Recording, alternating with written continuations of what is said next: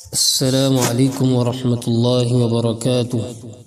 الحمد لله رب العالمين والعاقبة للمتقين، والصلاة والسلام على أشرف الأنبياء والمرسلين، أما بعد.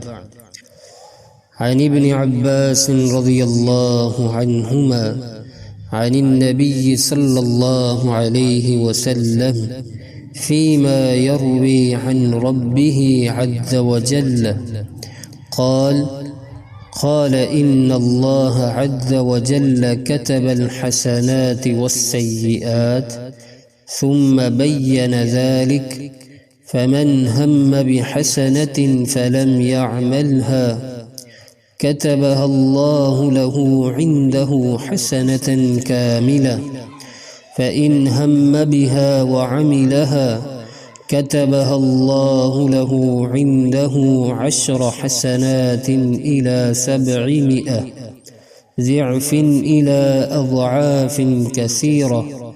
ومن هم بسيئة فلم يعملها كتبها الله له عنده حسنة كاملة، فإن هو هم بها فعملها كتبها الله له سيئة واحدة.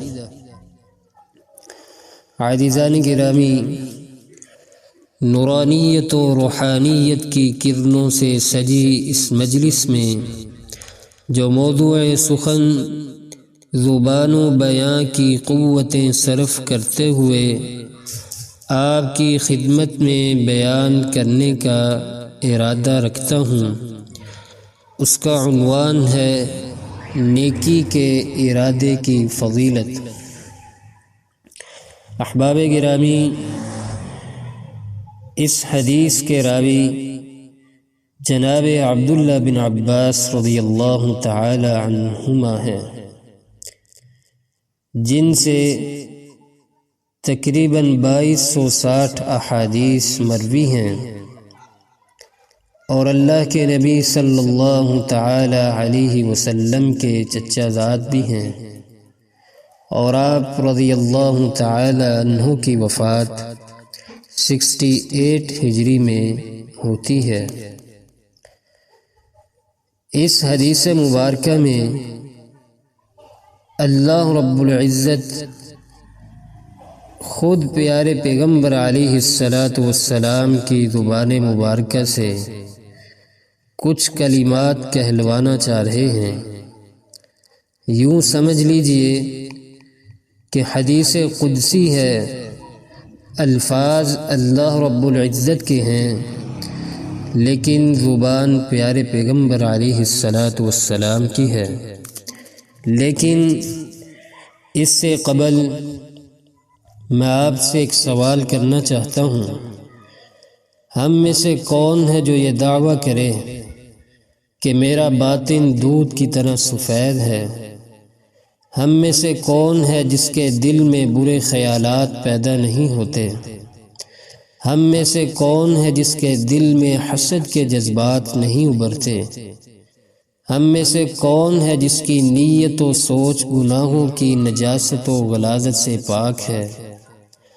ذرا سوچیں، اگر ہمیں ہر برے ارادے پر گناہ ملے، ہر غلط نیت پر پکڑ ہو، تو ہمارے اعمال نامے میں گناہوں کی سیاہی کا کیا عالم ہوگا؟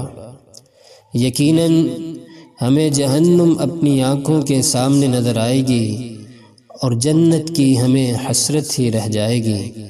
مگر قربان جائیے اللہ تعالیٰ کی کرم نوازی پر، اللہ کی غفاری پر، اللہ کی رحیمی اور کریمی پر، جس نے اپنے پیارے پیغمبر علیہ السلام کے زبانی اعلان کروا دیا کہ میرے بندوں کو بتا دو، پریشان ہونے، مایوسی کو گلے لگانے اور قنوطیت و نا امیدی کی چادر تاننے کی ضرورت نہیں، کیونکہ ان اللہ کتب الحسنات والسیئات ثم بین ذلک، اللہ تعالی نے نیکیاں اور برائیاں لکھ دی ہیں، پھر انہیں واضح بھی کر دیا ہے کہ نیکی یہ ہے، برائی یہ ہے، اخلاص نیکی ہے، ریاکاری برائی ہے، زوجیت میں اپنے آپ کو سنوارنا نیکی ہے،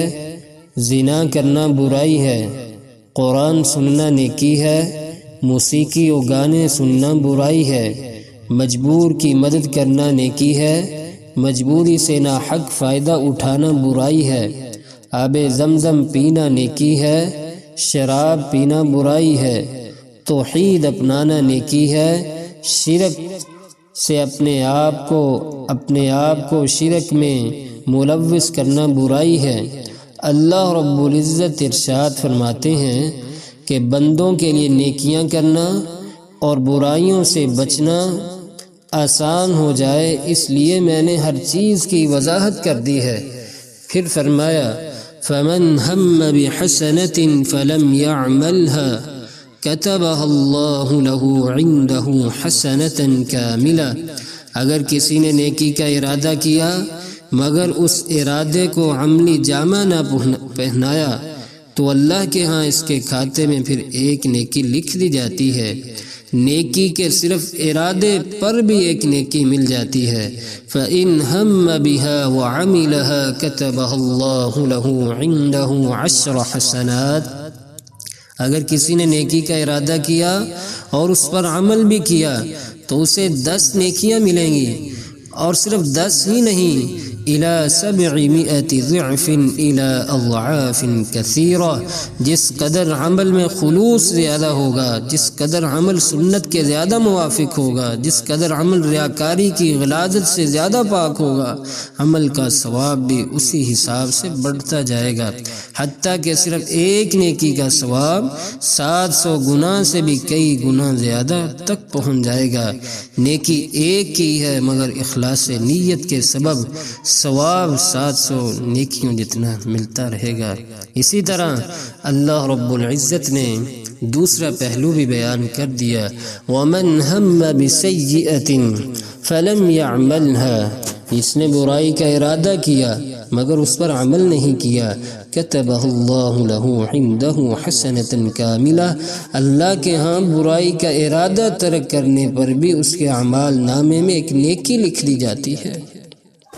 فَإِنْ هُوَ هَمَّ بِهَا فَعَمِلَهَا كَتَبَهَا اللَّهُ لَهُ سَيِّئَةً وَاحِدَةً، اگر کوئی برائی کا ارادہ کرے اور پھر برائی کر بھی گزرے، اللہ 10 گنا یا 700 گنا برائیاں نہیں لکھتا بلکہ صرف ایک برائی لکھی جاتی ہے۔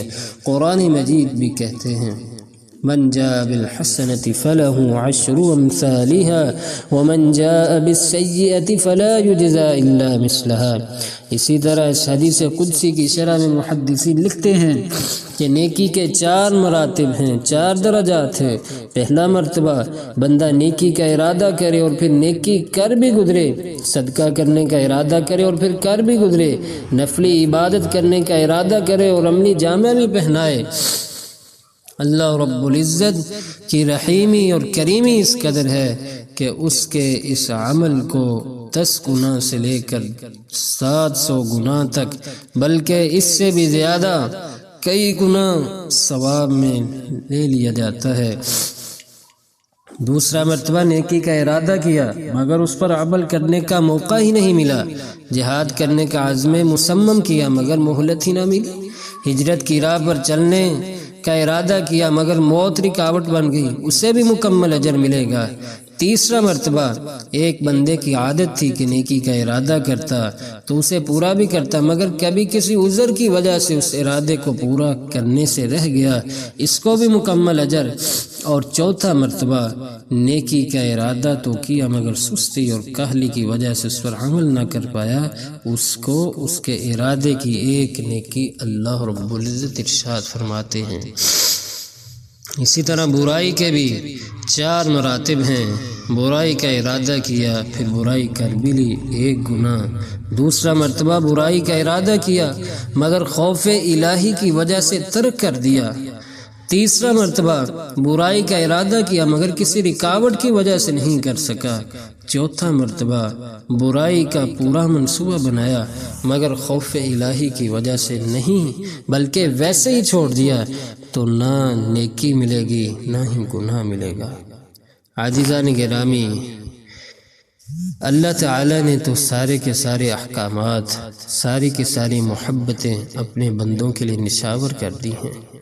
بندوں کو بھی چاہیے اپنے اعمال، اپنے اقوال، اپنے افعال میں خلوص لے کر آئیں۔ اسی لیے ہم سب کو چاہیے کہ اپنے دلوں کو پاکیزہ کریں، دلوں کے اندر اللہ کی رضا، اللہ کی محبت، اور اسی طرح امام واسطی اس کی تفسیر میں فرماتے ہیں انوار الطاعات تذهب بظلم المعاصی، نیکیوں کی کرنیں گناہوں کے اندھیرے مٹا دیتی ہیں۔ اور پھر مشہور مقولہ بھی ہے ہلاک من غلبت اعادہ اعشارہ، جس کی اکائیاں اس کی دہائیوں پر، جس کی برائیاں اس کی اچھائیوں پر غالب آ گئی، وہ ہلاک ہو گیا۔